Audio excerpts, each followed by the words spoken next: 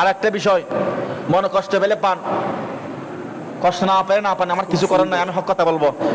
মসজিদের মধ্যে আমি আগে বলেছি, যারা আগে ঢুকবে তারা সওয়াব বেশি পাবে।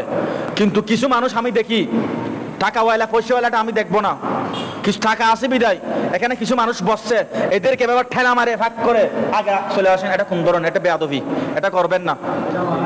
এটা আমি বলে দিচ্ছি, আমি খতিব হিসেবে, যারা টাকাওয়ালা পয়সাওয়ালা, আপনাদের টাকা আছে, আপনারা একটু সমাজের উন্নতি মানুষ, হ্যাঁ, এখানে এভাবে ভাগ করে গরিবদেরকে ভাগ করে সামনে আসবেন না।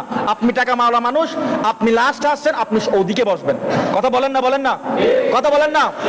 আপনি গরিবদের মনে কষ্ট দিয়ে যদি ভাগ করে যান, গরিবদের একটু মনে মনে চিন্তা করে, হয় আজকে আমি গরিব বিদায়, আমাকে ঠেলা মেরে সে সামনের দিকে চলে গেল, এভাবে যদি চিন্তা করে আল্লাহ যদি নারাজ হয়, আপনার নামাজও বরবাদ, আপনার সবকিছু বরবাদ। আল্লাহ পাক সবাই কবুল করুক, আমিন।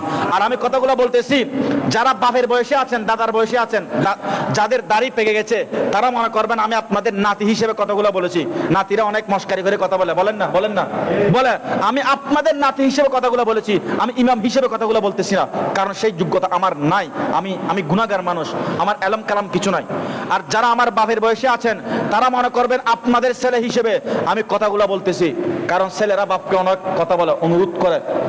যারা আমার সমবয়সী আছেন, মনে করবেন আপনাদের বন্ধু হিসেবে কথাগুলো বলতেছি, কারণ বন্ধুকে অনেক উপদেশ দেয় কিনা, বলেন না।